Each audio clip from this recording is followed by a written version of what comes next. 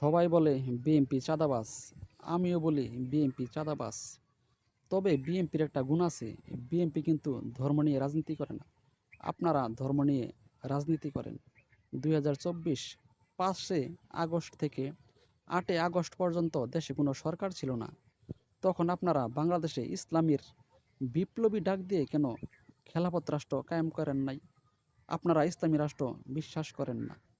মহিবুল্লাহ বাবুনগরী কিছু কথা বলছে, আপনাদের গায়ে লেগে গেছে। আপনারা বলতেছেন মহিবুল্লাহ বাবুনগরী একটি দলের কাছে বিক্রি হয়ে গেছে। আপনাদেরকে মনে করে দিতে আমি চাই, শেখ হাসিনার আমলে জুনায়েদ বাবুনগরীর কিন্তু শেখ হাসিনা কেনার জন্য অনেক চেষ্টা করছে। শেখ হাসিনা কিন্তু জুনায়েদ বাবুনগরীর কিন্তু কিনতে পারে নাই। জুনায়েদ বাবুনগরীর মামা হচ্ছে মহিবুল্লাহ বাবুনগরী। সেও কোনো দলের কাছে বিক্রি হয়েছে না। কোনো দল তাকে কিনতে পারবে না।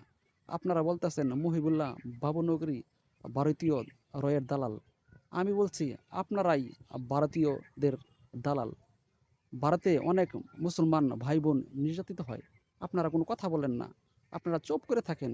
অথচ আপনারা বাংলাদেশে আমরা দেখেছি অনেক পূজা মণ্ডপে আপনারা লাড্ডু খাইছেন এবং অনেক পূজা মণ্ডপ আপনারা পাহারা দিয়েছেন। বাংলাদেশে হিন্দুদের রক্ষার দায়িত্ব নিয়েছেন আপনারা, আমরা দেখেছি। আমরা দেখেছি গতকালকে আপনারা বলেন ইসলামী রাষ্ট্র কায়েম করবেন। অনেক মা বোন আপনাদের মিছিলে জয়েন করছে।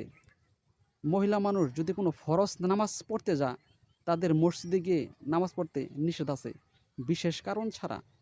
আপনাদের মিছিলে কত মহিলা আমরা দেখতে পেলাম। আপনারা দেশে কোন শরিয়া আইন চালু করতে চান?